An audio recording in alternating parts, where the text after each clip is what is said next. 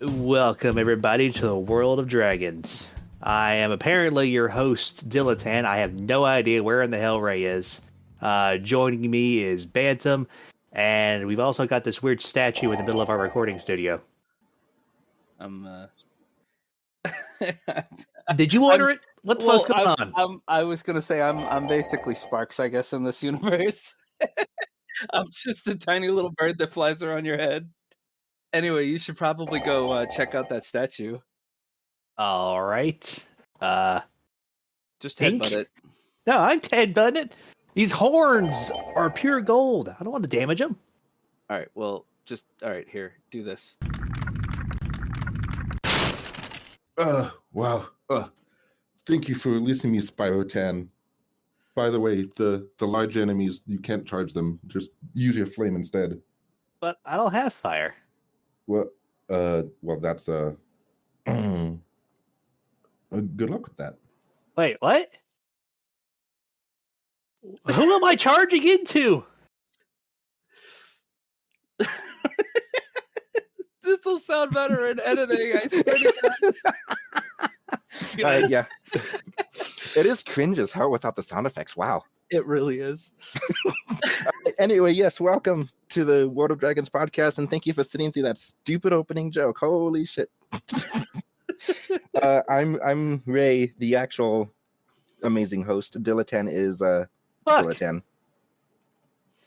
And then, so welcome to World of Dragons podcast, the podcast with 2.5 dragons, discover, review, and discuss dragon-centric content, including books, games, movies, TV shows, to help you other dragon fans discover the next world you want to visit.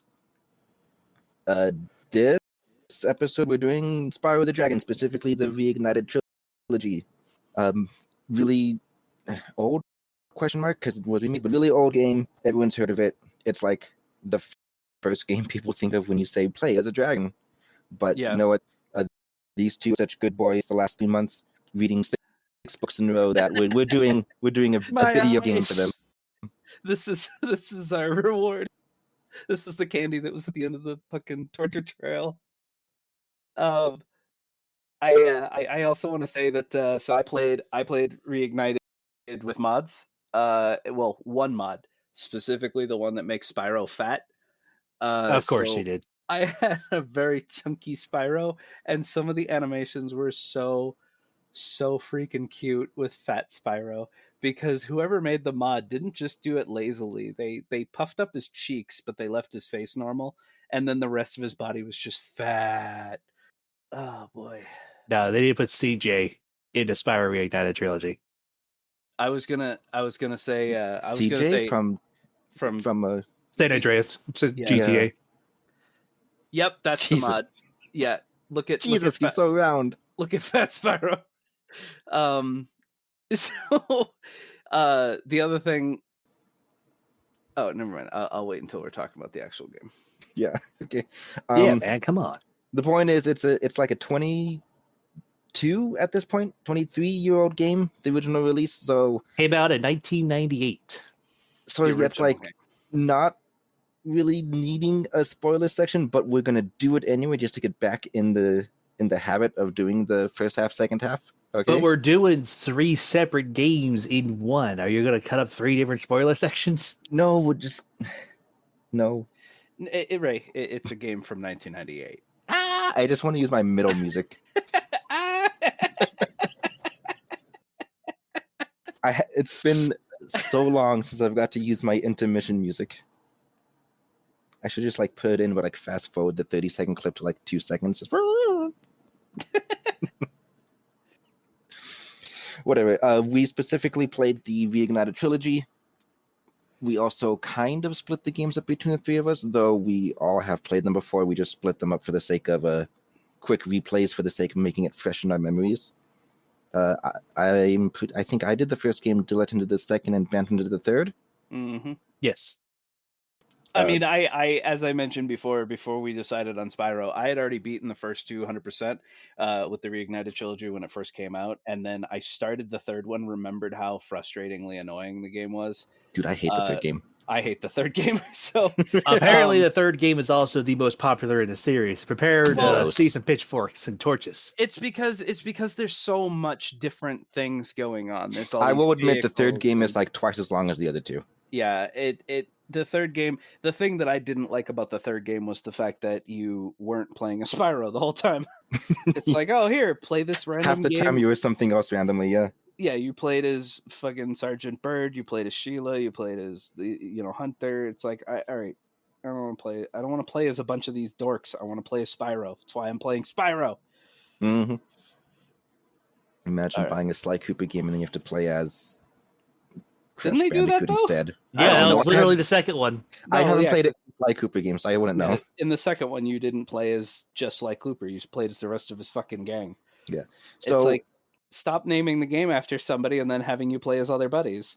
So a fun thing to note about Spyro, I never played a Spyro game like my entire growing up period. My household was a Nintendo household. So yeah. So I actually didn't even the first time I ever played a Spyro game was Enter the Dragonfly on the PlayStation 2. And so I never played the original Spyro until I was 23 or something, and finally got access to ROMs and ISOs. So I had absolutely zero nostalgia for Spyro at all whatsoever.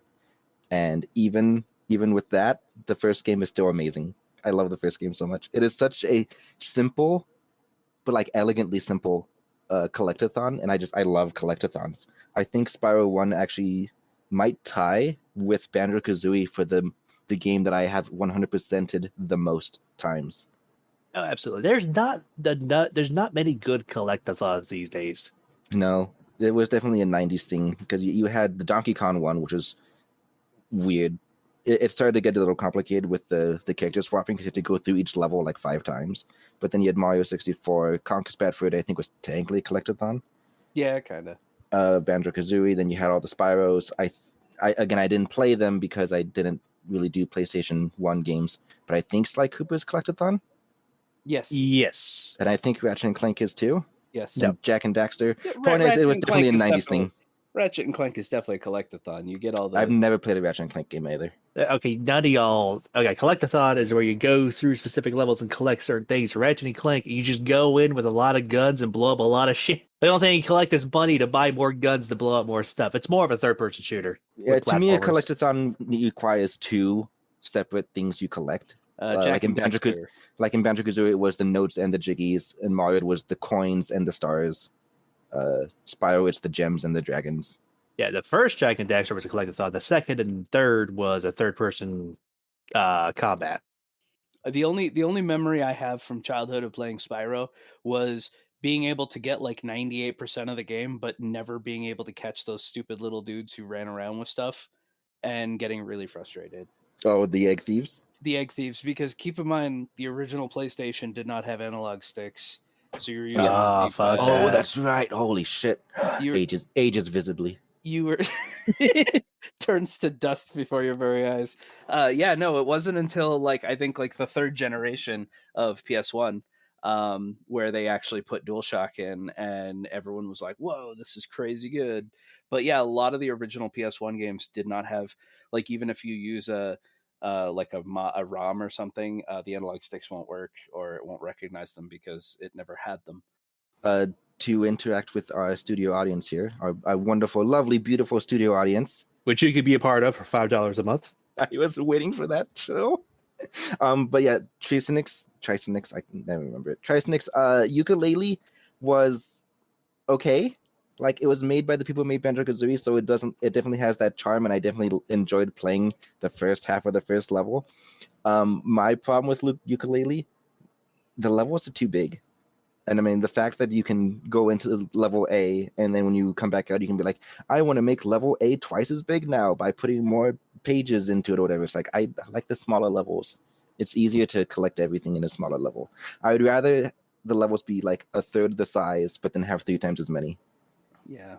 I haven't seen anything about Glide the Dragon. We are keeping our eye on Glide. gonna But, pounce on that the second it comes out. So hopefully oh, they yeah. give us review copies. Yeah, Glide the Dragon is looking like a super spiritual successor to Spyro, and I'm Yeah. very excited about it. They're more combat focused. Dilitan need to that's fine. get your charisma hat on and Twitter them up. Yeah, Twitter them up. Oh no, that's like my lowest stat. It is your lowest stat. So I actually do have notes for all 3 games. So if I do too, but most of my notes are on the first and third because the second was kind of just there. yeah, All my notes are about Insomniac Games. Oh, you did. I went research down for a rabbit hole. I did some research. So I know a little bit about it, but let's try to stick to our original formula. So we'll dive into the specifics of the games and the developer later. But let's start very general.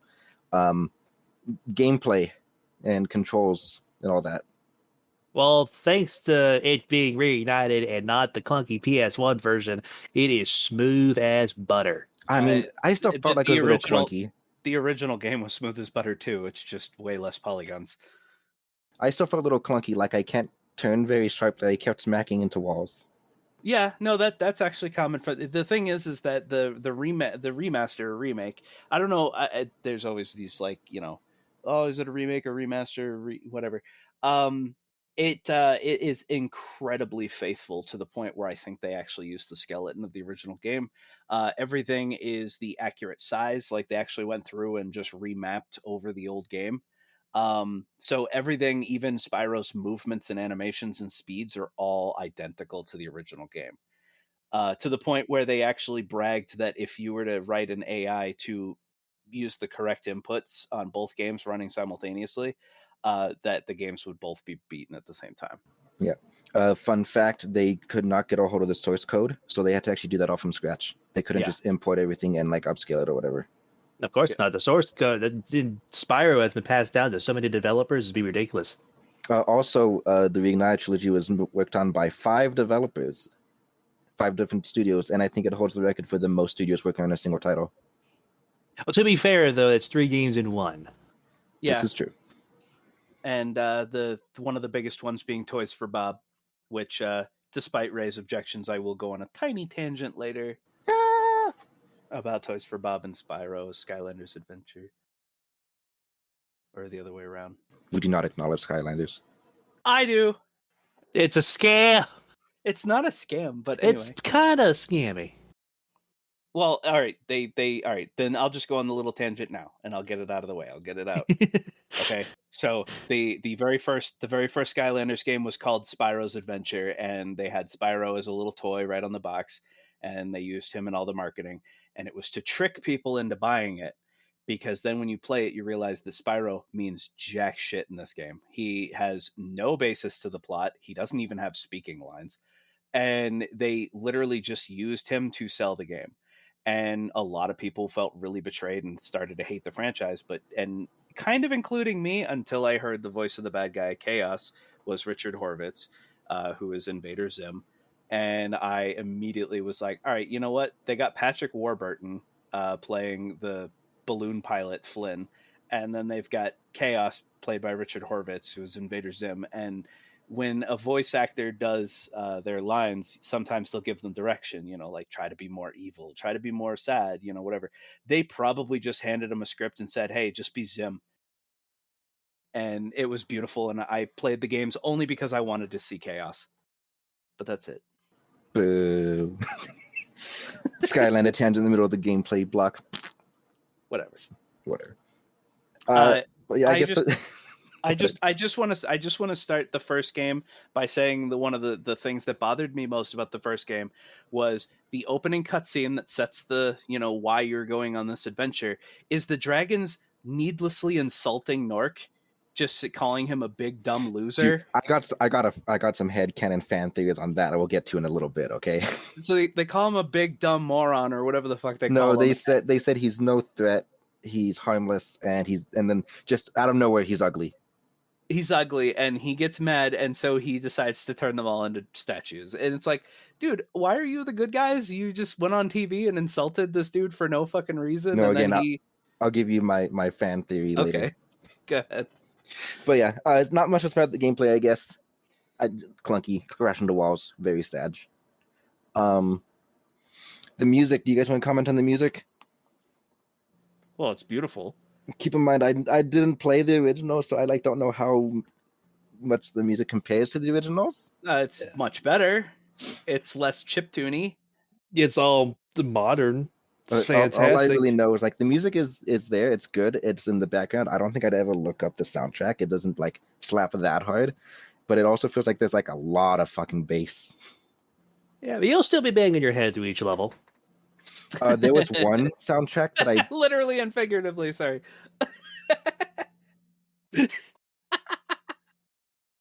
slack. There was one piece of music that I could not stand and was driving me up a wall. And it's actually from the third game. It's the weird little army march sounding one that plays when you're doing Sergeant Bird's levels. Yep. It felt like a 5-second loop, and oh my god. It also felt like a completely different game. Yes, it did. You're just flying around shooting missiles at things now. Yeah. Yeah, we'll get to that. I have notes. Voice acting and dialogue. Fucking phenomenal. It's great.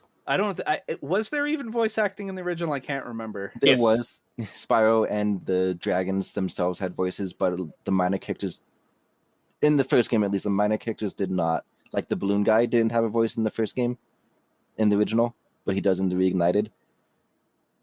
And I think there was another minor character that got a voice that didn't before, but I can't remember. I do remember Spyro's voice being annoying as hell in the original. Where's Nasty Nork? I'll get him. And it's okay. He was also, I think, I read, on some comparison chart or whatever, that, in the first game, he was much, much snarkier, more of a punk, and he's definitely much, they toned him down for the remake. Yeah. Well, because he was unlikable. Because he was young. They always excused it as, you're still young, you don't know. One thing about the dialogue I'll say is a little wonky is I only know for sure they do it in the first game. I don't know if they do it in the other games too, but they use game terms. Press the action button to look around. I'm oh god, this is weird. Oh, that's how you did it back in the day. I know. I'm just so used to games trying to not break the fourth wall like that. Actually, I have a note on that because it always seemed really silly to me that if you think about what happened, all the dragons were going about their day and then they just suddenly got turned into statues. And then the first thing is Spyro freeing them, and their first response isn't, oh, what the hell happened? Or I was just doing whatever and I got turned into a statue. It's, hey, Spyro, did you know that you could double jump?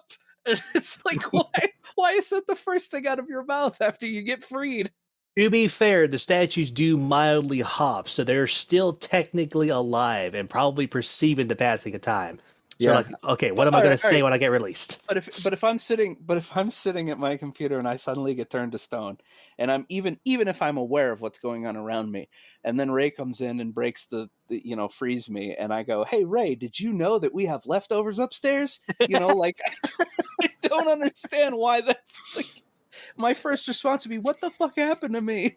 Again, this fits into my theory, my headcanon, which I'm gonna keep teasing for the next half an hour. But yeah, okay. Animations. I have one other thing to say about the Animations. Amazing. Wait, I have one other thing to say about the statues. Okay. This isn't really a critique. It's kind of a teeny little gripe. I really wish that what they had done for the dragon statues instead was that they use a basic model for each of the dragons and then just apply a they take the actual dragon, let's say for example, so rather than using the same statue model, the same statue model for everyone, and then a flash of light, and then these unique dragons come out. Instead, use the unique dragons in a frozen pose, and then give them a crystalline texture. No, so I'm the exact opposite. I was kind of glad they kept a generic one because you get surprised by all these fantastic dad dragon displays. Yeah, it's like a striptease. Those were terms we just used. This podcast is not meant for children. Please leave. But yeah, I'm trying so hard to stick to the original format from when we're doing stuff we can't spoil, but I'm failing at it, so I guess whatever. Game's good. Game's fantastic.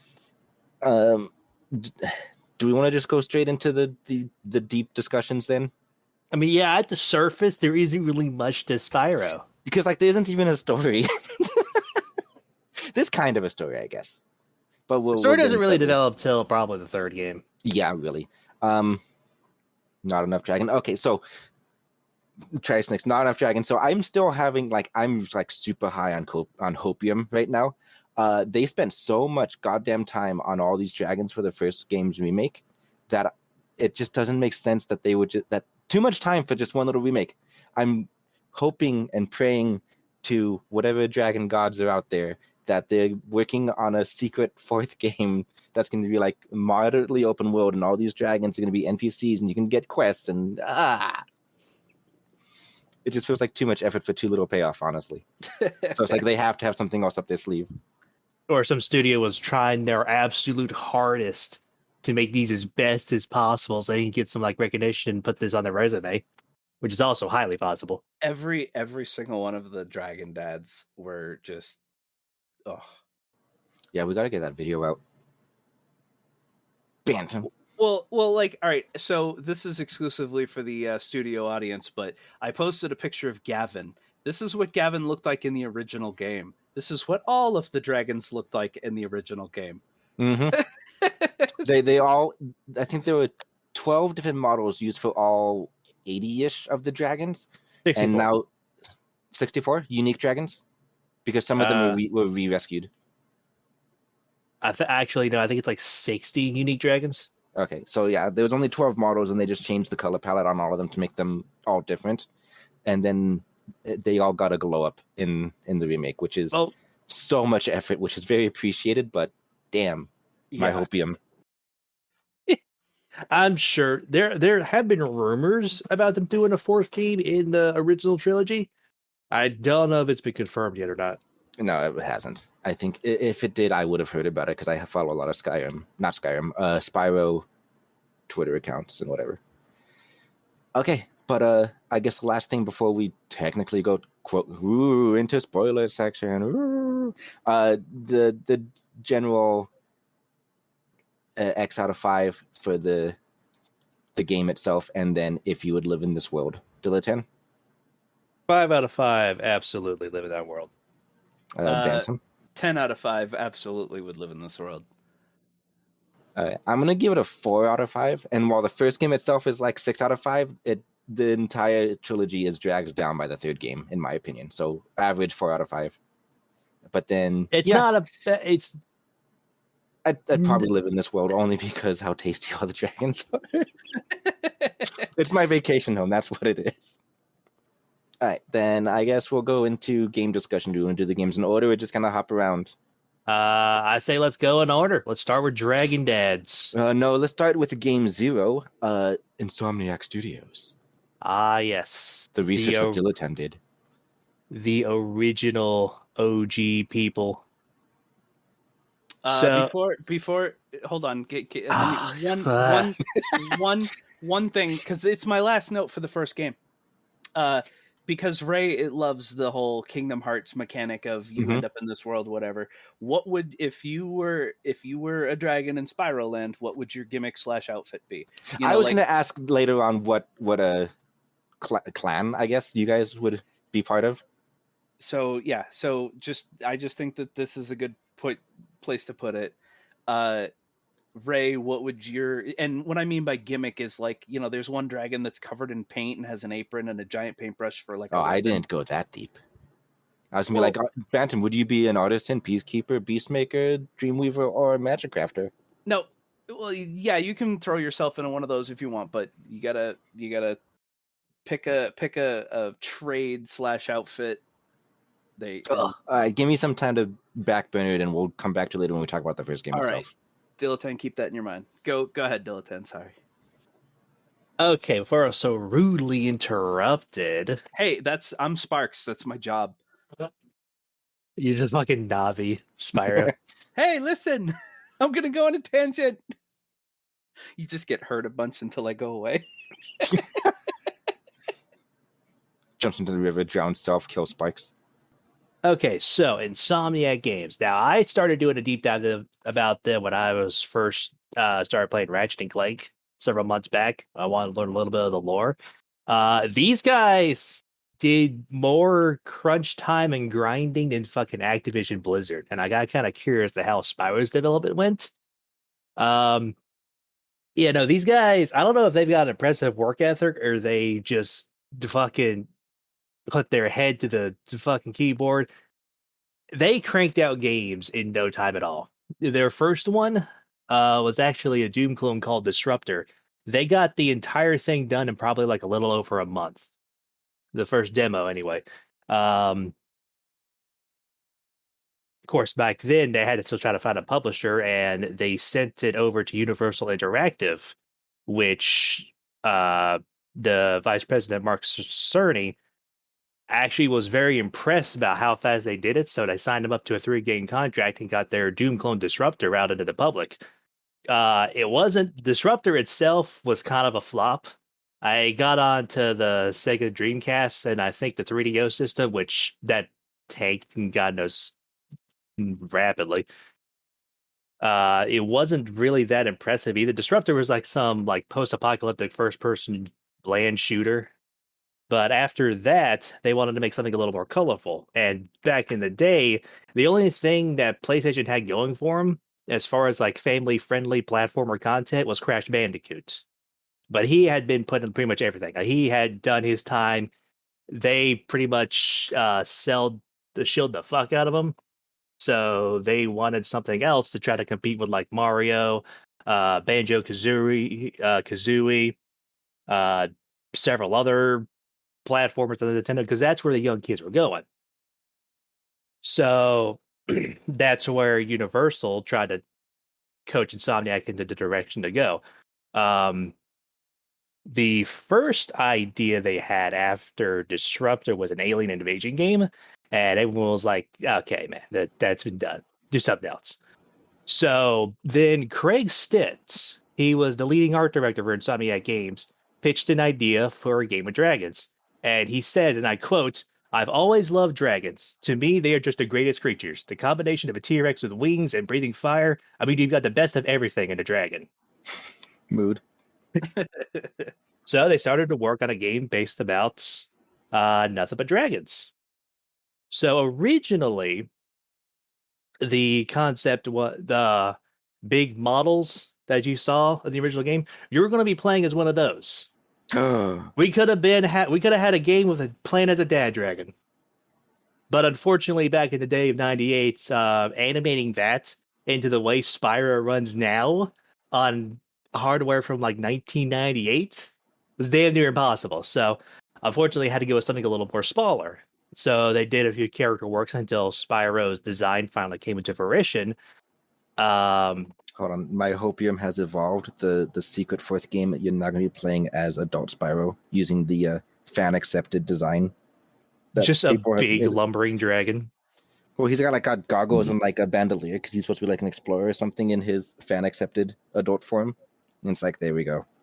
That's it. Yeah, but then Sparks is going to have like a beard and be old. Oh, Sparks will be dead. You notice how none of the other dragons have dragonflies? That's sad. So, can any of you guess what Spyro's original name was? I know because I did some research also, so I can't guess. I do. Bance, we got a guess? I do not. It was Pete. Sorry. Pete. Yeah, unfortunately, Universal's lawyers are like, hey, yeah, no, we can't do that, unfortunately. Well, that was their in-house placeholder name. They were not going to keep it. It was just a gentle reminder to themselves of, hey, let's not get sued by Disney. Yeah. But then they went with Pyro, and then Universal was like, hey, why not Spyro? And that's how you got the name. It was kind of lackluster. Before Spyro and Pete, like in between them, another working title was Pyro, because fire. You breathe fire. And then they just put an S on it. Like, there we go. Done. Ship it. Pretty much. It was also originally going to be green, too. But he apparently blended in so well with the grass in the first world. They're like, okay, we got to switch that up. They tried a few more things, and finally they settled on purple. Mm-hmm. But yeah, once they got the concept, once they got the design out, they shipped it to E3 in 1998, and Sony was so impressed they hyped the absolute shit out of it with commercial after commercial. of like people in sheep costumes, scared out of their minds, trying to avoid Spyro. That's adorable as fuck. I'd wear a Spyro fursuit at a Yeah, con. you That'd go. be fun as hell. I mean, who wouldn't? Adult Spyro suit? I do it. I mean, back when Crash Bandicoot was coming out, they made a Crash Bandicoot fursuit, and they did commercials where he was just being an idiot in public. Here's a weird question. What's the difference between a mascot suit and a fursuit? Mascot suits typically have less range of motion / vision. They are meant to be looked at and not interacted with, whereas a fursuit is something that you can wear for longer periods of time with more range of motion and better visual acuity. This men suits. I only know that because I used to work for Petco a long ass time ago, and I was asked to wear the red ruff, which was one half of their mascot, the red ruff and blue muse, which was their red dog and blue cat. And the red ruff suit had fat rings to make him bigger. So it's basically hula hoops that were attached to the inside of the suit, an air conditioning system and a TV screen embedded in the muzzle. And my job was to walk around and wave to people and try to get them to come back to our store. And a mascot suit is meant to be kind of used outdoors and be seen from a long distance away. Shut up, comrade. And I had a lot of fun doing it. It was when they first asked, who wants to wear the suits, I immediately was like, me. And they were like, all right, well, there's one. And the problem was the Blue Muse suit was a feminine form-fitting suit. And so they were like, all right, we only had like 4 female employees. And all of them were like, I'll quit. You can't make me wear that shit. And so I just went stag and I just went around as Red Ruff. Amazing. But yeah, you can't turn the head. The head All right, was... all right. Yeah, I get it. Thank you for tangent slap. Trapping Sparks Bantam in a box. Put him in a jar. Ting, ting, ting, ting. One last thing to note, and then that'll probably be it for the notes, is that the developers, while making Spyro, had an N64 in their office with a copy of Super Mario 64. And they tried to base their movement on Mario because they just loved the fact that you can just have fun running around the world. And they wanted to try to emulate that. Yeah, you got to copy what's popular. Oh, absolutely. So, yeah, Spyro is the Mario of the PlayStation. Also, funny enough. I got one last thing. Yeah, go ahead. So, the founder of Insomniac Games, Ted Price, fuck him. He may have given us Spyro, but you know what else he gave us? Those fucking timed flying missions in every single game. He said those were his favorites, and he'd lose literal hours. And I'm like, fuck him. I lost hours because I couldn't finish the damn thing at 100% it. I feel like when they develop those types of segments in a video game, they have the average person do it. And then they go, how long did it take you? And he's like, 1 minute and 40 seconds. He's like, all right, make the time limit a minute and 30 seconds. And then to get gold and get the collectible, it's 1 minute and 10. And then they're like, yep, done, ship, and it's like, no. Not enough playtesting back then in the 90s. Maybe, because there were some where it was like fractions of a second. It was all of them are fractions of a second. It's like everything had to go. I get all of them pretty damn close, yeah. Oh, fuck those levels. Also, one more nice little bit of lore. The original voice actor for Spyro in the first game was Alice Rocky, the voice actor for Rocco. And then it went to SpongeBob for Spyro's in 2 and 3. Tom Kenny? Yes. Oh my god. You mean in the original games in the 90s? In the original, Yes. In the original games, it was the Rocco voice actor, but in the Reignited, It was Tom Kenny. No, the very first game was Rocco. And then the original game 2, game 3. Oh, okay. I actually don't know who did the Reignited trilogy voices. So one thought I've been sitting on while this tangent, whatever was going on, was they're like, we're gonna make a game all about dragons. I'm like, yeah. So imagine if you've got this game because it was gonna be all about dragons, and then 3/4 of the way through you found humans, and then you had to play as a human for the last mission. That's what happened to Wings of Fire, and that's why I hate it. Just to interject, Tom Kenny is still Spyro in the Reignited trilogy. Ah. And I don't recognize anyone else, so they're not worth talking about. Sorry, other people. Well, like I don't recognize. I can't be like, whoa, so and so did this voice, and you might know him from whatever. And it's like I'm not gonna bother. Apparently, Mr. Krabs voiced some of the lines in the first game. I wonder if he did the Dragon Dads. I don't know. Spyro Boy Me Bob. No. Acceptable. All right. I guess that's all the rabbit hole lore you went down onto the first game. What the people are actually here for. People are here for the juicy lore. We dive into the worlds, and Insomniac Games is a part of the world. Damn it! I mean, it's okay. So, like, we'll talk. I feel like I understand talking about the studio can be important, especially if we're doing like a review on something. Sure, I get that, but like, I feel like it breaks the immersion of this is a world of dragons. Yay, we're dragons talking about dragon worlds, which isn't real because maybe these people instead. I'm like, fuck. We can jump in between universes. We can jump into this universe. That's literally just you, Ray. That's just me. Literally you. I'll shut up now. Okay. All right. So, game 1, Spyro the Dragon, which I think originally was also called. Shit, it had a subtitle, didn't it? No, I think it was just Spyro the Dragon. Whatever. Okay. Whatever. All right. You don't get subtitles until sequels. Thing is, when I was doing my wiki dives, they kept calling it something else, and I was like, what? But whatever. So how do we all like the first game? Amazingly. It's I mean, most of the time, fuck the wizard level where you have to like jump across using super dash. Yeah, the thing is that after because I remember playing a good half of the original game. So I just unlocked a core memory. Like, remember when I said that I'd never played Spyro? Yeah. Not entirely true, because way, way, way back in the day, you could get demo discs both in magazines and at Walmart. Yeah. And I played, I think, like 2 different versions of a Spyro demo. So, like, I knew the first world, but I never actually played the entire whole game until, like, 2010 or something. But yeah. Hey, me too. Yeah, demo discs. Woo! That's where I got like literally almost all of my gaming was a PlayStation Underground magazine. I only played the only levels in there. Spyro 2 came with I don't remember the names, but it's the one where you have to escort the turtles around, and Skelos Badlands. I remember that one, obviously. Mm-hmm. And then Spyro 3, I specifically remember you play as, I think, Agent 9, the monkey with the laser, and you could get into a cannon and shoot flying enemies. And that's all I I'm going to talk about Agent 9 later. Oh, I know you're going to talk about Agent 9. I hate Agent 9, and not just because he's a monkey, just his personality. He's way too spastic. That's why I like him.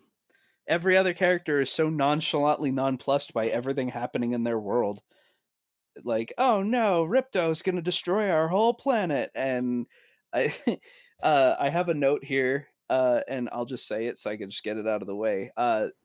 In the third game and parts of the second game, when you enter a world, you get a little animation to like show you the types of creatures that are in the world. Mm-hmm. In one of the cutscenes, the one that I picked out specifically, the satyrs, these 2 dudes are chilling on lawn chairs with things, and the volcano goes off, and a giant molten rock crushes and kills his friend, and he looks over and goes, and goes back to sleep. Then when you leave, they're dancing, one of them hip bumps the other one, kills him by dropping him into lava, looks down at the little party horn that he dropped, and he kicks that into lava too, and goes, and they go back to dancing. And it's like, what the fuck is wrong with these people? They're all carefree. Satyrs are assholes. They're all so don't give a shit about anything happening in their world. To have a character who basically has PTSD and is twitchy as hell, I liked it. It was so much better than all the other characters acting like, yeah, we die all the time. It's no big deal. What do you expect from the Fae? But yeah, I'll delete that note now. I got that. I wrote it down in its own little paragraph because I was so mad about it. I was like, there's dude, plenty of things that I'm mad about. It's like, dude, these people died, and you're just like, wasn't me. I don't remember that cutscene, but I never beat the third game all the way because I just hated it too much. I think I stopped. Me neither. A quarter of the way in. I actually stopped at the boss battle that unlocks Agent 9. So the second one, I can't remember his name, but the big green thing, right? The one with the laser cannons on his back. Oh, Gulp. Yeah, every boss was just, hey, I'm gonna throw ammo on the thing, just knock it back into the enemy, and every boss battle's the fucking same. It's like, all right. No, Gulp was Spyro 2. Yeah, he's. Oh no, he's right. Shit. Who I was thought the you were talking about Spyro 2 because he does have stuff on his back. No, He's I'm got No, laser Gulp doesn't cannons have on any, No, Gulp does Agent- not have anything on his back in Spyro 2. Yes, no, he he's does. got laser He has cannons. 2 giant green laser cannons, dude. Oh, it does? Yeah, he does, and they pop in instantaneously because he's just standing there normally, and then Ripto's like, "Get him!" And then all of a sudden, you're in a boss fight, and he's got giant cannons on his back. It's like, where'd those come from? But no, in the third one, it was because what's her name, Bianca or whatever, kept experimenting on the guards and would turn them into monstrosities. And I think the boss fight you're talking about is the one that looked like a rabbit minotaur thing. I don't remember that. I don't either. Anyway, back to game one. Yep. Yeah, game 1. Game one. I'll shut up. But no, like I said, I never played the games when I was a kid, and I don't know where the cutoff on age for nostalgia is. I don't know if there is one. But the point is, like, I had no nostalgia for any of these games, but I still loved Spyro 1, both the original and the remake, which just, I don't know, that just has to say something about it, right? Like, it's just a game that aged really well. Yeah, you can play the demo and remember it from like decades later. It's a timeless classic. Always will be. Yeah. Legend of Spyro. Ugh. I still think the original PS1 game still holds up, even just Oh, absolutely. I look forward to making you guys play The Legend of Spyro. I haven't either. I need to find a way to play it because I think the original was on the Wii, which is a bit harder to. the No, Legend. original was though. PS2. The what? No, the original was PS1, dude. No, The original Legend of Spyro. Oh, that was on PS2. Yes. Was it? I could have Yeah, sworn it was PS2. Yes. The only PS1 games were the original trilogy.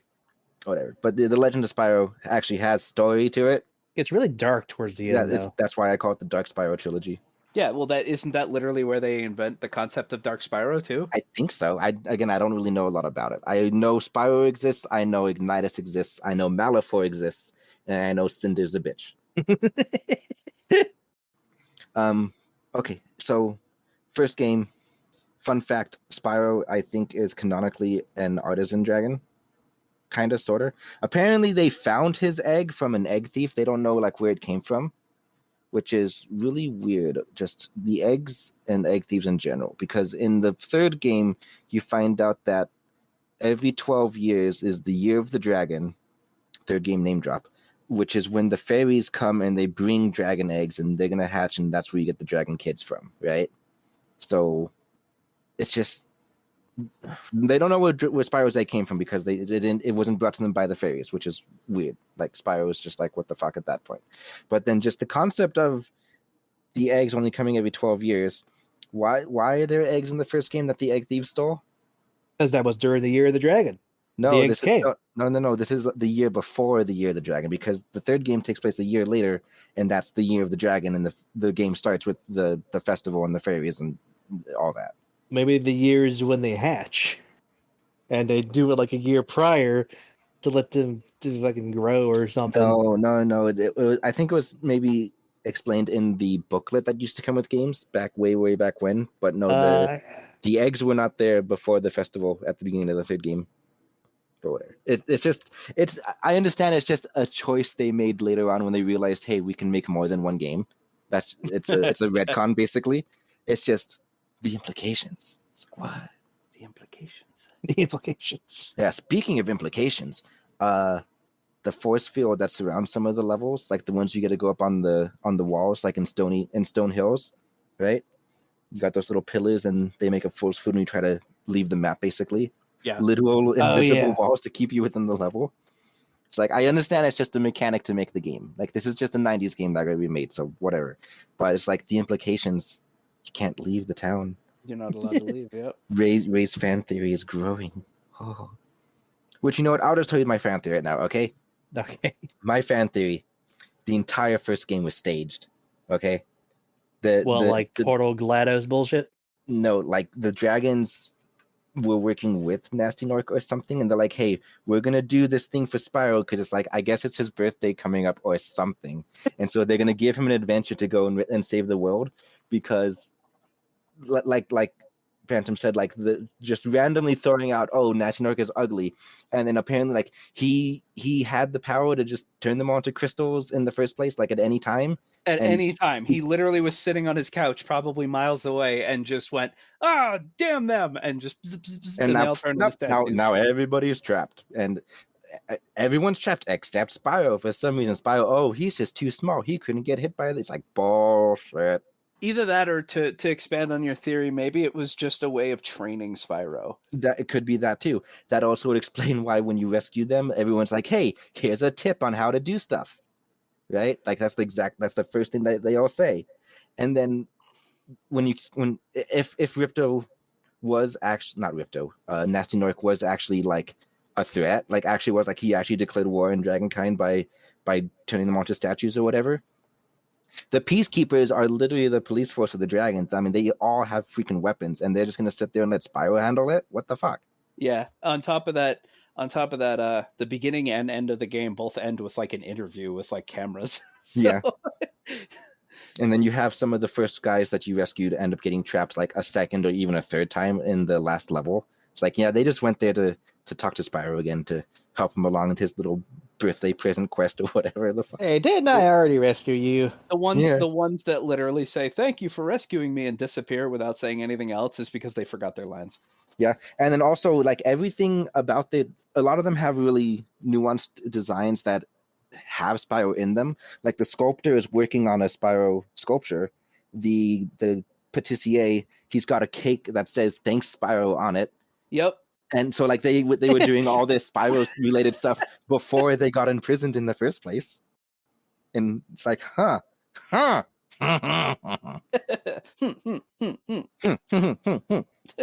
It also explains how like absolutely useless all the minions are, and all the minions are just gems. They're not like the orcs. They're not real orcs. They're gems that are turned into orcs. That's why when you kill them, they turn back into gems. And they even say in the beginning that Nasty Nork found a spell to turn gems into minions. Huh. I must have missed that one. I must have missed that too. Yeah, I don't it's in the doubt opening cutscene. That also explains the force fields, the level boundaries, right? The force fields, like, hey, we need to make sure Spyro stays here within the supervised grounds, basically. And for having eggs stolen by egg thieves, the dragons are all nonchalant about it. Yeah, Spyro, you got to stop those egg thieves! Ah! And that's also why they're just running in circles rather than, leaving the place they stole the egg from. I don't know. This whole thing's very sus. It is, actually. That's my whole theory. Thank you for coming to my TED Talk.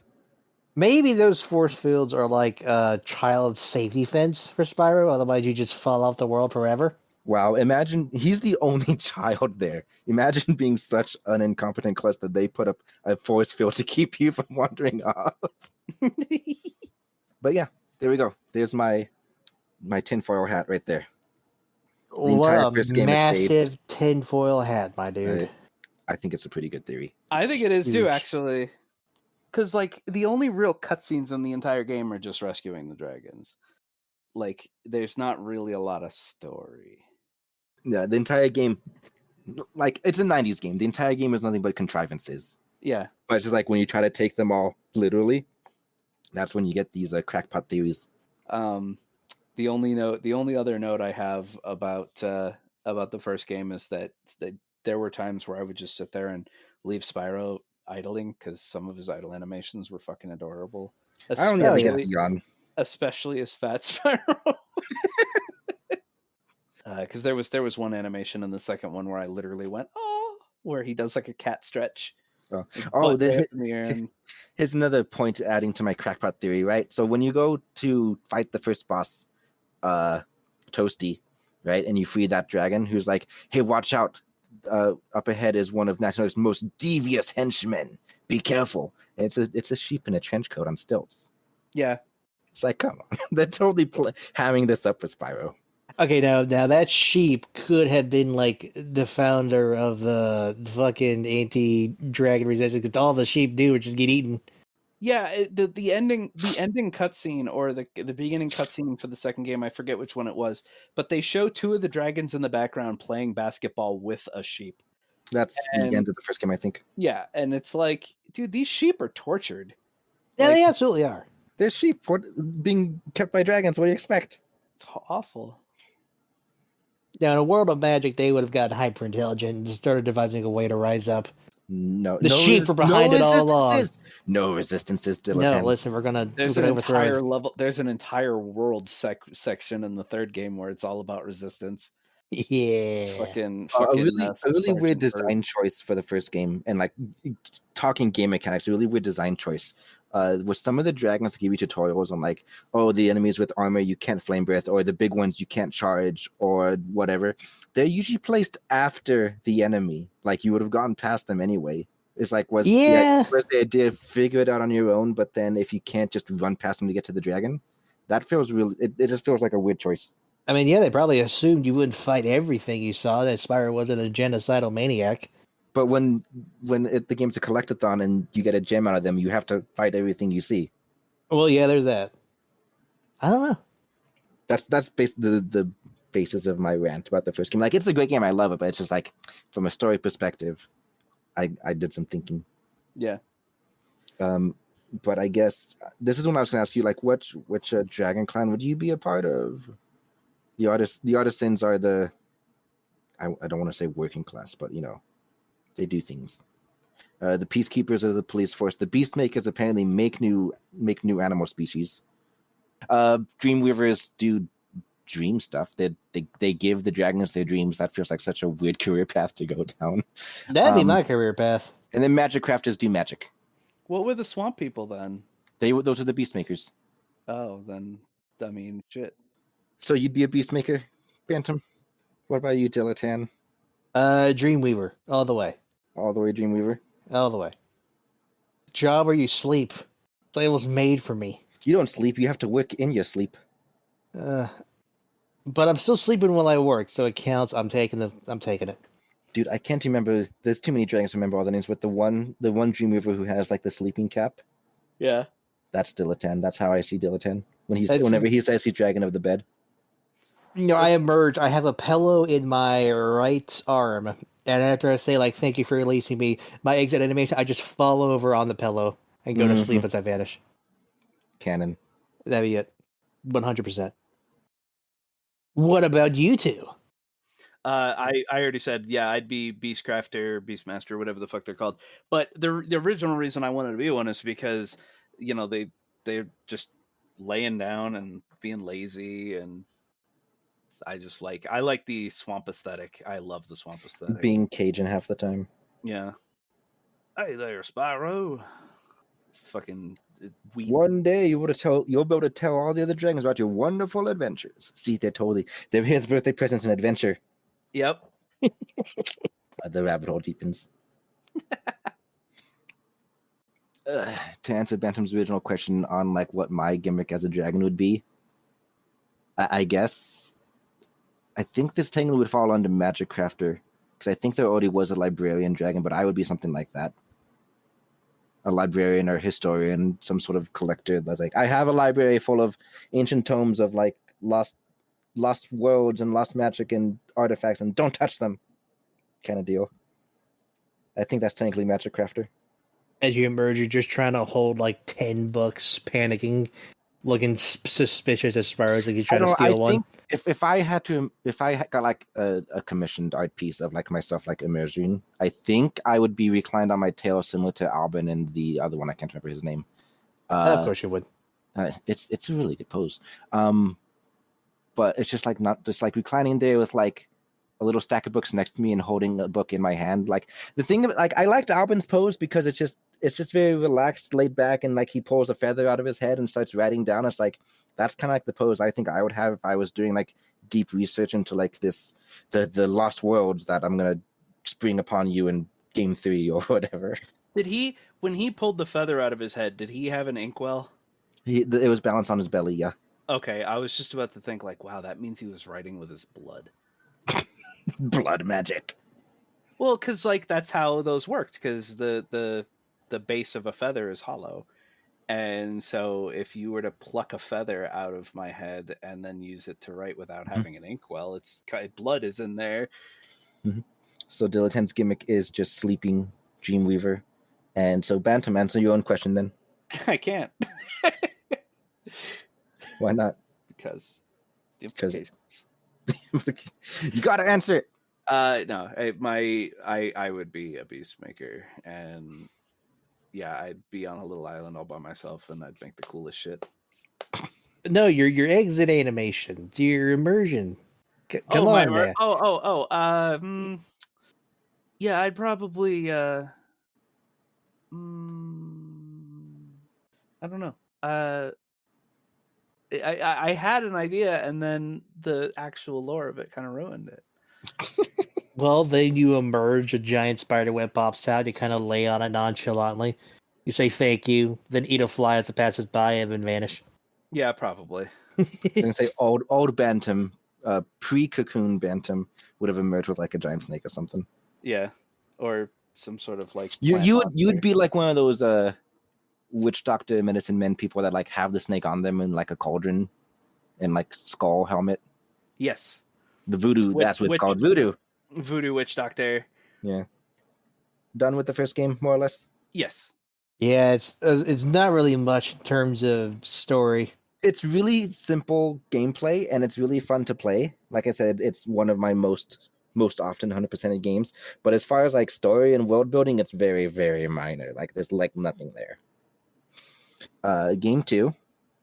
Where Spyro is kidnapped against his will. I know, right? I like if I was going to go on vacation and I wound up in like this lost world, whatever the heck they called it, and they'd be like, "Hey, we need you to stop this crazy person." I think it was called Avalor. Yeah, the world was called Avalor. Allura was the name of the fawn. But yeah, and it's like, "Hey, here's this crazy person. We need you to stop him." Like, bitch, I want to go home. Oh, going on vacation. Well, no, because they wrote that into the thing as, oh, you can't go home. We all the orbs. You gotta get all the orbs. Malicious compliance. Yeah, if you want to go home, you're gonna have to help us anyway. It's like, oh fuck. You have to get all the things. I will say that Allura was pretty cute. I liked her design, her glow up. Hunter looks like a drug addict, and I love Hunter. I love Hunter, and I hate Allura. I the complete opposite. I hate Hunter. He looks like a drug addict. He's a coward. He's a loser. And Allura is the only one who's got her shit together. I'll admit Hunter's a loser, but he's like an adorable loser. He's a good psychic. It's okay. He gets what's coming to him in the third game.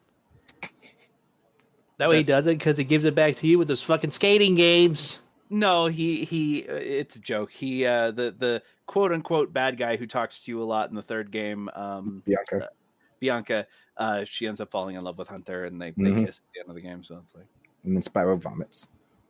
No, he sits down next to Allura, and they watch the fireworks from Sergeant Byrd firing his limited supply rockets. That's Hunter and Bianca, and then Spyro's there in the background, like, ugh, another great hero falls to the plague of love. He's like so disproving about it. Don't worry, you'll get your Spyro. Her name's Cinder. Ah! Look at Hunter. Look at him. Look at. Yeah, that's the original Hunter. That's horrible. What is there to say about the second game as far as gameplay and story goes? It's 100% better than the first game. Not only as far as story, yeah. No, but gameplay wise, yes, because instead of just going from world to world, they actually added a whole bunch of fun mini games. So these are actually fun. I've actually 100% the second game once before, like a long time ago. I hated the mini games. I hate them. They seemed like weird contrivances to get what you need, which is more orbs. But like a mini game should be optional, and this is just a game design thing that is my opinion in general. Which is, yeah, you can put a skateboarding mini game or a flying rail shooter mini game, but you shouldn't get anything for it. It should literally be there for if you want to do it. I think I'm going to have fun doing this mini game. Don't force me to do it to get 100%.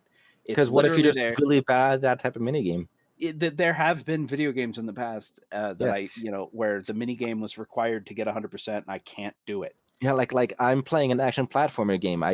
And then there's suddenly an FPS mini game. It's like I suck at FPSs. That's why I don't play first person shooters. And now I'm just stuck forever because I can't get past it. Yeah, Final Fantasy VII is probably the best example of this. There were so many stupid mini games in that game that were actually part of the story that you had to do. And if you were bad at them, like the tower defense mini game, where you had to like RTS troops around on a fucking map and stop enemies from reaching the tower, it was the dumbest shit in the whole world, and I had no idea how to do it. And it's like, you can't beat the game unless you do it. And it's like, well, fuck you. Yeah. So like my theory with the entire first game being staged is like, the second and third games, those actually happened. And you know what? If they didn't stage the dragon crystal thing, whatever, to like give Spyro confidence and teach him the ways of the dragon with like fire breath and flying and all that, he would not have survived the second game because Ripto was actually out to kill him. Yeah, Ripto actually did want him dead. I don't recall there being any contrivances of like, I could stop you, Spyro, but I won't. No, like I seem to recall there was a good reason why they couldn't at any time. Like, well, in the very beginning of the game, he was going to blast Spyro. He was going to blast Spyro, but then one of the fairies took his wand away, and then it gets swallowed by his minion. Yeah, and then later on, after you beat the first boss, Crush.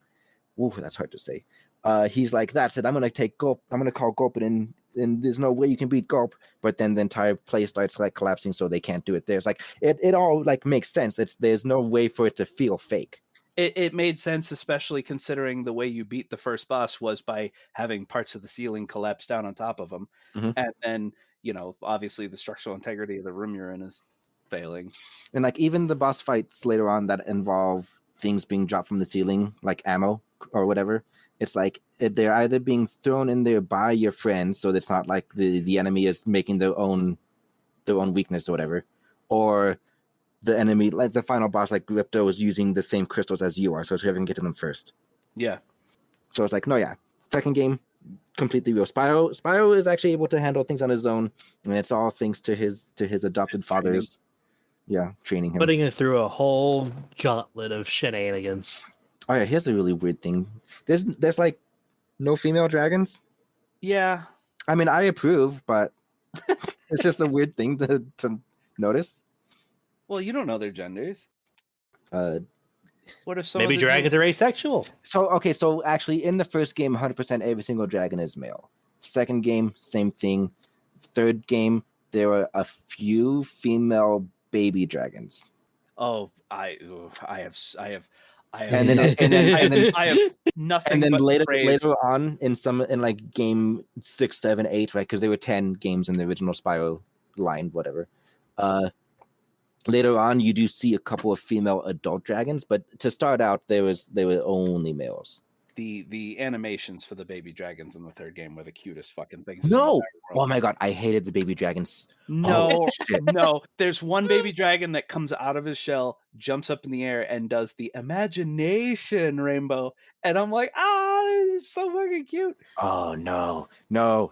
I hate the baby dragons so much. More than if I had to choose one thing in the entire trilogy to nuke, it's the fucking baby dragons. Why? So I didn't think they were cute. They were so deformed and ugly. They were going for the ugly duckling kind of cute. Like, this is adorable because he's deformed, and I hated that. They were trying to minimize the paradragon shape. Also, as a person who always wants to see the egg hatch, you're angry that the egg is hatching. All right, I have proof that Ray is wrong. Here we go. Checkmate, motherfucker. Look at that. That's literally the last frame of the entire game. Like, that's the last frame of the ending cutscene. Now, most of the dragon, there are some that are weird, but most of them are pretty adorable. Small, chunky little things. Dude, and like, some of them would cry, and Sound of Crying Baby just grates me. There were a couple that had fart jokes when they hatched. And then just, oh my god. It was entirely a trying too hard kind of hatred. It's like, if you were a bit more casual about it, I probably wouldn't have minded. And it's like, I've seen pictures of baby dragons from either other games or just artist depictions that are adorable as heck. These ones were just super freaking deformed. That's all concept art. Like they don't really look like that in the game. All right, well, here is a comparison of the old games versus the Reignited. Look how stupid they are. They're not. They're fucking adorable. It's so stupid. Oh, I hate their faces. I hate their faces. My God, What a monster. awful. What I find funny though is that The you're thing is, rescuing eggs in the third game, and then they just immediately hatch, and it's like, meh. Yeah, it's pretty weird how they immediately hatch. They just wanted to show them out. No, I hate that thing's face. I hate its face. I hate its face. love it. I love it so much. Oh my god. I don't know what's wrong because like I've said, I've seen plenty of baby dragons in like artwork and other stuff and like, oh, they're precious. And people who are in my Discord, I've posted pictures of baby dragons like, look, this is so adorable. I want a baby dragon. But these ones, just something about the way these ones are designed and the way they act when they hatch for the little cutscene.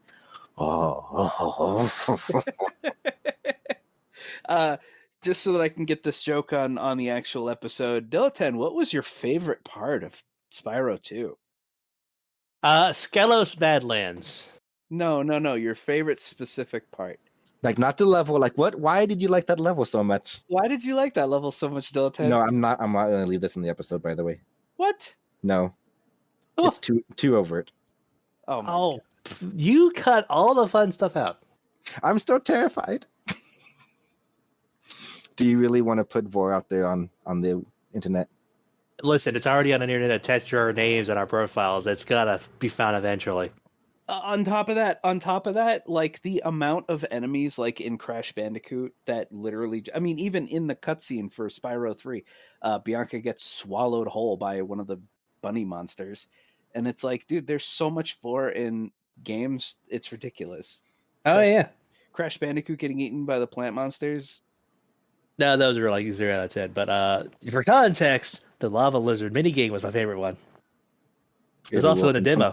This better not awaken anything in me. It was also a pain in the fucking ass because it was one of those games you had to do over and over and over to learn which one hatched at which time, so that you knew the proper pattern to go. Because and part of the reason why, again, I don't think minigames should be required, because it's like, yeah, you have if you go into this game blind and you've never played Spyro and you play the second one and he's like, hey, these eggs are going to hatch and they're going to kill my friends, stop them. And then the first one hatches and you destroy it, and then one across the area hatches and you run over there, but you don't make it in time because it took you a few seconds to process it. By the time you reach it, another one's hatched and you're like, what? It's stupid. You have to memorize the pattern, and so you have to do it 3 or 4 times. Stupid. I mean, I had ace it first try. I don't know what your problem is. Get good, son. I know you didn't get it first try, because otherwise you'd have no idea what happens when they reach the people. So, liar. I mean, yeah, back when I was like fucking 3. My now, do you have because I have a moment in the second game that I hated most of all. And mine were specifically 2 characters, Handel and Greta. Fuck those 2. I hated, she talked in OWO speak, and then at one point Well, they're were like, they Karate Kid humans? yeah, they were humans. They were human children, Handel and Greta. Yep. And at one point they're being surrounded by enemies and they both hold hands like, oh no, we're going to die together. And I was like, yeah. And then they like pull out some Children of the Corn psychic powers. And I'm like, all right, I fucking hate that. Oh no, Spyro. Nope, yep. I hated that. Mostly for the blocked implications of that out of humans my existing memory. in this world. Well, yeah, because hold on. the cavemen were acceptable because they were primitive and you know, they were happy with their life. I mean, they even showed a cutscene where, trash. well, they even showed a cutscene where one of them picked up a camcorder and was filming another one, and they don't care. Like, the technology's there, they just don't give a shit. They're happy being cavemen. But the Handel and Gretel set a bad precedent. I also make a reappearance in the third game, but to raise the fence, they're not from Spyro's world, so Spyro's original home does not have humans in it. It's all the same world. I don't think they're teleporting to different planets. I think they're teleporting to different continents with these portals. They're teleporting to different parts of the same world, Dilitan, because in the third game they actually explain the dragons come from the other side of the world where they've been sealed off. Yeah. So that Dino wizard put up the magical fences. Probably. Maybe? I can't know. think of what Dino was he's talking about. He's talking about the main bad guy from the third game, the big fat woman crocodile lizard thing. Well, no. So she basically banished them because they had a disagreement. I don't think I ever found out what the disagreement was, and she like kicked them out, and they're like, "Oh, fine, we'll leave," because they're apparently the dragons in this universe are just super peaceful, even though they have a police force, the peacekeepers. And so they're like, "All right, fine, we'll leave. We're content to live over here and just be lazy and useless." Yeah, and have Spyro take care of everything. Also, I found it really funny in the second game how there was that one level where you helped. I think they were caterpillars being attacked by the birds called the breeze builders. And so you help the caterpillars, like, throw off the shackles of these evil birds, which, by the way, some of those birds were fucking dads themselves. But and then after you're done with that level, the next level, you're helping the breeze builders. And it's like, what is this nonsense? You gotta remain neutral. Dragons have to remain neutral. I guess, I don't know. Well, like, they don't remember that you are the reason that they failed in that other place. Like, oh, hey, Spyro, you're going to help us reignite the boilers. And it's like, the ones that I put out? You think Spyro keeps survivors? I mean, nobody knows his bad deeds because nobody lives to tell the tale. I mean, the one bird with the commando hat that I really liked. I mean, they had that cutscene where he pours birdseed down on the ground, and the bird lands to go eat it, and then they just pull up this big, fucking huge cannon and just blow him away. Also, my favorite character from the second game is Leela, the first fawn that you meet in the fawn there. She's pretty great. And that is my notes for the second game. Yay! Second game exists. I don't have a lot of notes on it. It It was okay as far as like gameplay wise. Like, cause I got through. That's the game I actually got through 100%. The gameplay wasn't that bad. The worlds were okay. It was, I guess, just more Spyro 1, just with a weirder story and implications and whatnot. I don't know. More talking NPCs. Yeah. I don't agree with him being kidnapped though. That's like, how dare you? Yeah. But then, like, the third game I hate. I hate the third game. Third game. My biggest. So my notes for the third game. My first note is that the boss fights in the first two games were all right. The third game, all the boss fights were stupid. Every single one of them was an arena where ammo was constantly being thrown down to you, and you just had to avoid being hit so you could pick up ammo and shoot it back at the enemy. Every boss fight was like that. And it's like, I wish they stuck with the, like, and this is not the Reignited's fault. This is also the original game. It's like, what happened to the the easy to learn, child friendly mechanics of the first game, where the boss had 3 hits, you had 3 hits because of sparks, and it's like, there, done. Instead of giving them a health bar and shooting fucking rockets at them, You Hope did technically not have 4. 3 hits. What the fuck? what? You technically have 4 hits, but also that Gulp boss fight is not 3 hits. No, Not even the original trilogy. Like, or No, the original. what I'm saying is, yeah, and the original was 3 hits. Like that all the first- bosses in the first game specifically with 3 hit bosses. yeah, 3 hit bosses. But like, then they got health bars and pick up ammo and shoot You it back. gotta at them. evolve the gameplay.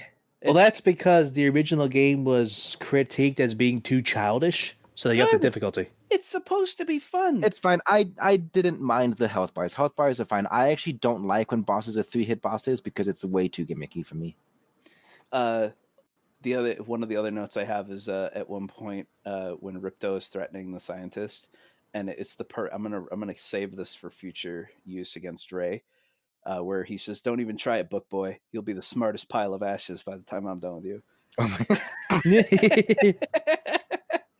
It's too bad. It's too bad Dilitan's in the fire. And then they kind of pulled the same trick in the third game that I kind of wrote a note for the second game, where you're helping the caterpillars against the birds, and then the birds against the caterpillars. In the third game, there's the robot farmers, and you're helping the robot farmers protect their farms from robot bugs. But then because the farms no longer have anything to worry about, some of the farm animals end up moving to the corporate robot world. And so the corporate robot world tells you that they need your help to fight back the incursion from the robot farmers. And it's like, the ones that I helped, okay. And it's like, this one, it's like, I created a problem, I'm fixing it. So it's like, And then another note I have is that every side character is hot as heck. God damn, I love Sheila. Sheila? I love Sheila was okay as a character. I just didn't like playing as her. I didn't like playing as her either. I didn't like playing as anyone except Spyro, but I loved Sheila. Because her accent was because I used to love playing animal mascot platformers when I was a kid. I played Ty the Tasmanian Tiger, and the Australian accents. What's the lightning lizard called? That's Scalar. Scalar. Yeah, also Scalar. There's also Gex. There was a bunch. Gex was great. A lot of people who follow video game news might have heard that there's this mega corporation called Embracer that is buying up all these game studios, and now they have the rights to Gex, and they stated they plan on doing at least one thing with every IP they own now, and they now own Gex. It's gonna be a Super Smash Bros. Style brawler. Don't get excited. I fucking hope not. I really love Gex. Oh god, that would be such a slap in the face. I love Gex. He was unapologetically crude, just like Conker was, right? Yeah, it was a little bit more palatable. Conker was just like, we're gonna make a game, because Conker was originally made to get out of a contract with Nintendo, and Nintendo called their bluff and released the game. And they were like, oh, okay. Because they and then everyone loved the game, and everyone ended up liking the game. But Gex was like their ad campaign for the third game. They actually hired a porn actress to be the human like sidekick for Gex, and one of their ads was him like standing behind her with his hands over her boobs, and people were like, oh, but it's like none of it was like that gratuitous, not nearly as bad as it was pro clutching as shit, but it's like playing Ty the Tasmanian Tiger, the Australian accents and that some of them were so thick and forced that it just sounded like cartoony. But Sheila sounded like natural. It didn't sound offensively Australian. Mm-hmm. But yeah, originally when the third game opened and everyone was sleeping on the floor, I was like, what the heck? Where are the houses? Why are they all just sleeping on the floor? But then apparently when I did my wiki dive, apparently the lore, which I guess you got this originally from the handbook that used to come with games, Ripperoni. They had just finished the festival of the Year of the Dragon. They got the fairies delivered the eggs. They had a giant party, and then they were all like exhausted. Probably some of them were drunk, and they just passed out there on the floor. So I can accept that. Okay, I actually didn't know that, and because I was about to say when a third game opened up and they're all just laying around, I'm like, you guys have clothing, you have tools, you have machines. Why are you sleeping on the floor? They just passed out from a party. Well, no, the Reignited trilogy gave them all that. Remember, in the original trilogy, they were barebone. Yeah, that too. Okay, that's fair. But no, they apparently have houses. Like there's an artist, I forget his name. There's an artist that you find in one of the side levels. It's not in one of the home modes, but apparently that castle is his home because he has paintings up all over it of like himself and his friends and stuff. But whatever. The point is they have abodes. Abodes. Just a quick go back to the second game thing, because it just reminded me. I did like the little comic touch of every time Ripto or Moneybags took over the castle. Oh god, Moneybags. The tapestries changed immediately. And so like at one point the tapestries changed and Moneybags was like, oh, thank God that ruffian is gone. I'd have beaten him up myself. And then Ripto shows up 10 seconds later and kicks him out of the castle, and then the tapestries change again. Like just automatically. It's just like, I just thought that was kind of funny. You don't have magic flags on your castle? No. I do. Yeah, same. Every castle has magical flags. That's what you. Why would you not? Why would you have a castle if it didn't have magical flags? Well, I can see your castle from here, Dilitan. Why does it have Ray's face on the flags? Ray.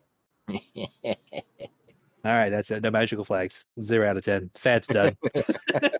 Yeah, because if you had magical flags in your castle, Dilitan, half the time they'd be Ray. Unacceptable. No, I approve. Nope. I felt like the third game was running out of ideas with the amount of times they made you play as side characters. They kept trying. Maybe they were experimenting with other ideas. Like, hey, if people end up really loving the Spikes levels, we're going to release a game that's all about this. That's pretty much exactly what their intention was. They wanted to include as many different game styles as possible to figure out what they were doing. Because after the third game was done, their contract with Universal Interactive would be done, so the shackles would be off. Yeah. Year of the Dragon was the last game Insomniac made in Spyro.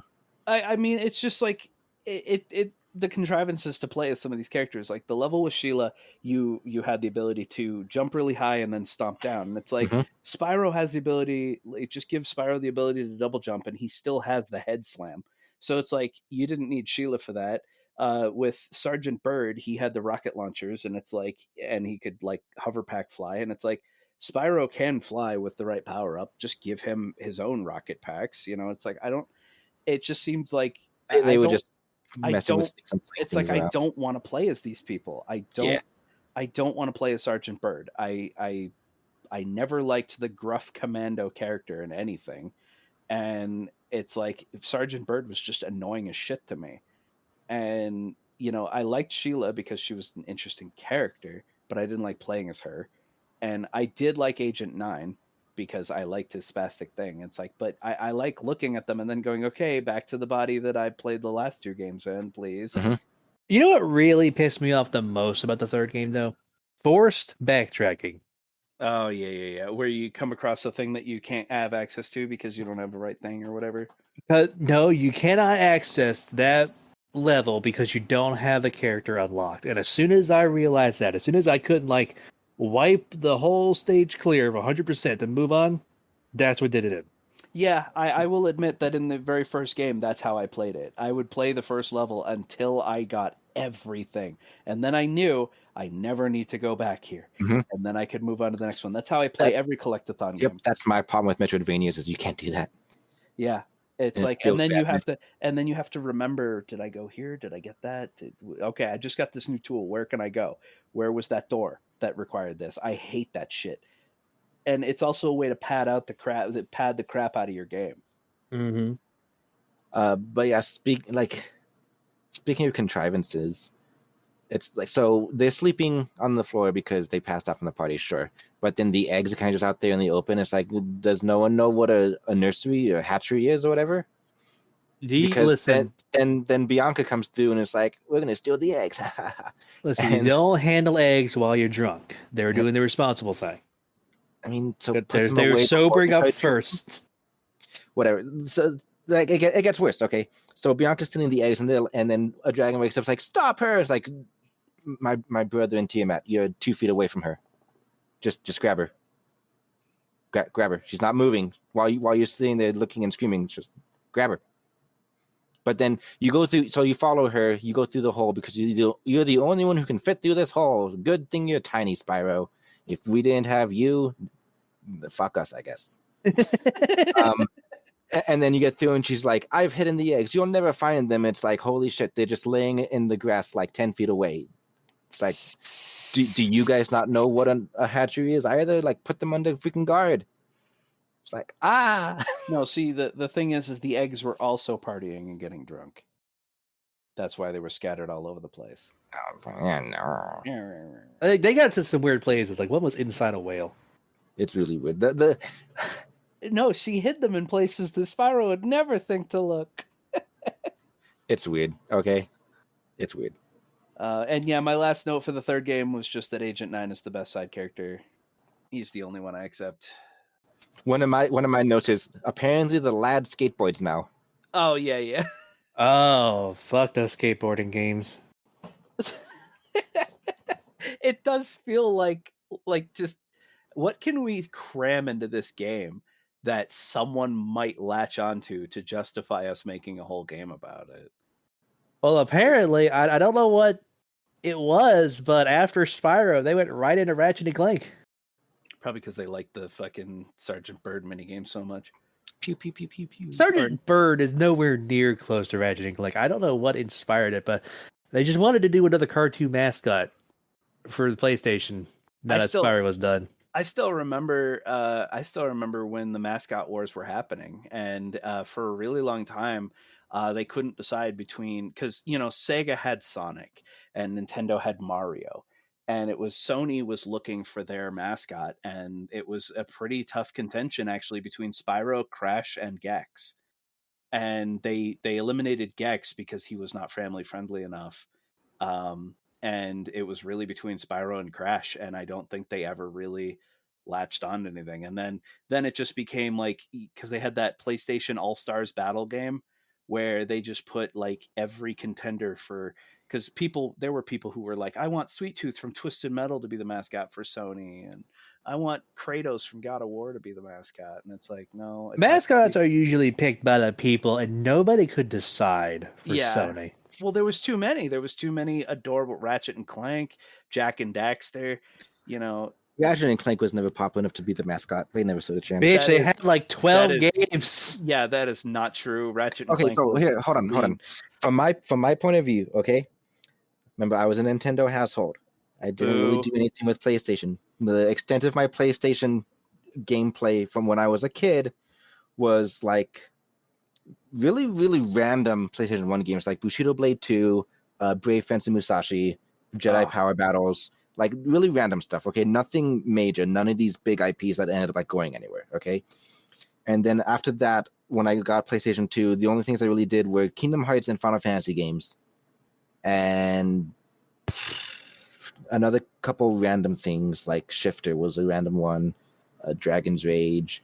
The point being, not really deep in the Sony game library, right? So from the outside looking in, as far as recognizable characters that could have like actually been a mascot, I would say Spyro was the number one, but that just could be because I was naturally drawn to dragons. Beyond that, I saw and recognized Jack and Daxter. Then Sly Cooper. Never played a game, but I still knew who he was. Ratchet and Clank, no fucking idea.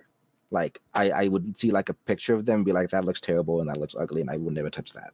It's like, it was not interesting at all. Stabbing me in the heart, man. Like you're taking a shank and just... Their promotional material just did not look interesting at all, ever. And like, you tell me that there's like 13 games, like I thought there were like 2. There was like 2 Ratchet and Clank games. It was just not that big or that popular or that whatever.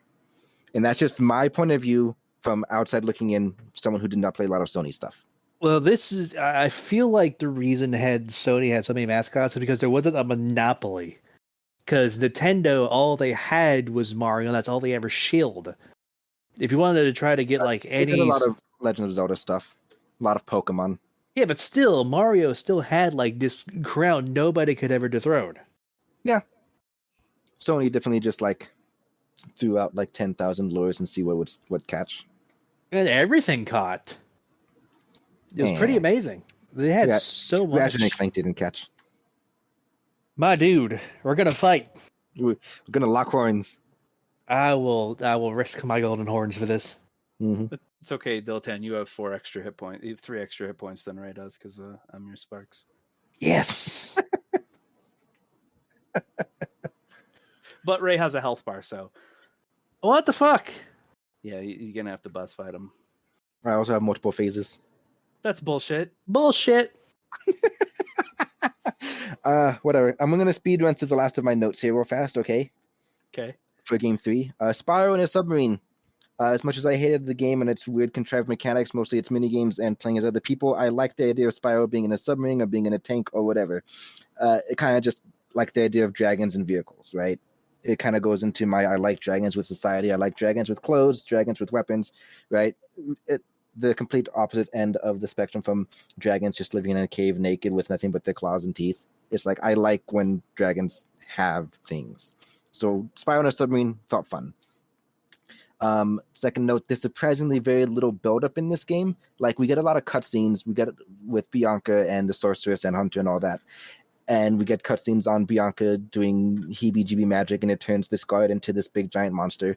But then, like, the cutscene ends and just boom, we're in the arena with the boss monster. It's like, oh, okay, we're just here now, I guess. We were in the throne room summoning the monster, and now we're just here in this lava arena. Okay. So there were just a lot of jump cuts, I guess, which just made it feel really weird. And then my last note was at the first part, I really didn't like Bianca, mostly her outfit. Like, I hate the kind of cartoonish outfit where your sleeves are too long. She looked like an adult gave her their robe.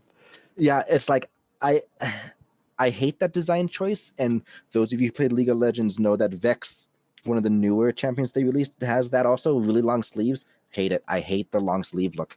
So when she turned good and no longer had the cloak, so she didn't have the long sleeves anymore, she was like immediately like 10,000% better, and I actually liked her at that point. But like early on, didn't really like her. And yeah, those are just my speedrun notes. Anything else to go over before we close up? No, not that I can think of. Aside from the fact that I will say that out of every remaster or remake I've ever played of any game, this one was probably done with the most love and care. It's tied with Destroy All Humans. Okay, that's true. Destroy All Humans did a really good job, but you know, like Spyro, like the amount of work they put into it. Because thing is that keep in mind, as Ray mentioned earlier, they didn't have the source code for the original game. They had to do it all from scratch. Whereas I almost guarantee you, Destroy All Humans, they had the source code, at least the engine and the build. No, they like moved it. I'm gonna look that up. I'm gonna have to read that recording. I'm gonna rub it in your face. Okay, Whatever. hold on. Deruther, what do you mean by Todd Howard? He's the Skyrim guy, right? Yeah, I'm so bad with names. I have to double check. There's no love and care into his re-releases. They're just like, hey, buy our game for the 5th time. Well, like, and the thing is that I begrudgingly accept every time they re-release Skyrim. I know. I bought the game like 4 different times. I bought every time. You guys are perpetrating his damn addiction. What the fuck? You're part of the problem. It's not our fault. Like, I bought the original, then I bought Legendary or Special. Legendary. So you buy the one that was the all-in-one with all the DLC attached to it. And then they upgraded things. They gave it a little bit of next gen paint, and then the special edition came out, which was even more upgraded. Yeah, and then the anniversary edition where they gave you all the Creators Club content. Yeah, so I've bought the original, the Legendary, and the Special. I probably will buy the anniversary eventually. At least that's only like a $20 upgrade. But then I also bought the VR version. Oh, see, he bought one more version that I didn't. Yeah, but whatever. Anyway, whatever. All right, so we're done with Spyro? Yeah. We'll probably eventually maybe do other Spyro games, but we'll have to figure it out how. I really want to do Legend of Spyro, so I'll look into getting those ROM'd somehow. But whatever. Nonsense. Whatever. All right, so thank you for joining us as we talked about Spyro the Dragon. Next episode, we're going to be doing the second book in the Vancure series called Year of the Rogues. I forget the author because I'm just that bad with names. Maxime J. Durand, I believe. But yeah, Bantam, tell them where they can find us. All right. Well, you can find us on Twitter at official WADPod. You can email the show. Our email is wadpodcastmail@gmail.com. The link to our Discord will be in the show notes. You can join for free, but we do have some benefits for higher tiers. And our Patreon is World of Dragons Podcast. Yep. And please be sure to leave us 5-star ratings on any podcast streaming services you use. If it allows like written reviews, then we'll go find them and we'll probably read them on the air if you give us 5 stars. But I haven't looked in a long time, so I don't know which ones allow that.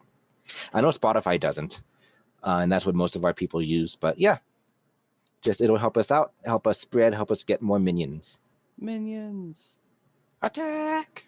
I don't know who you can never have too many emergency rations. Yep, time to slip back into Vancure mode. I've always been in Vancure mode. That's the first. I think that's the first thing that we covered that actually flavored the podcast. Yes. I'd have to look back at our early episodes. But yeah, probably. All right. Well, it was wonderful having y'all here. Yeah, I'm like racking my brain, making sure I'm not forgetting anything. But I think that's it. I think, yeah, we're good.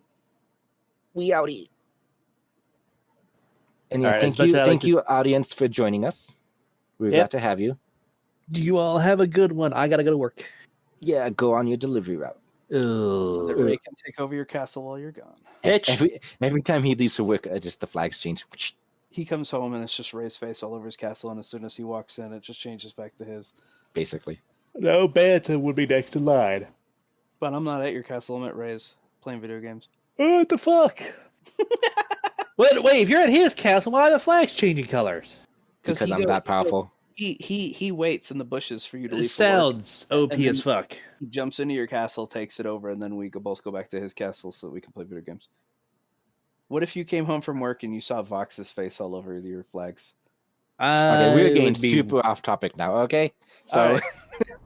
goodbye, everybody. Goodbye. Goodbye.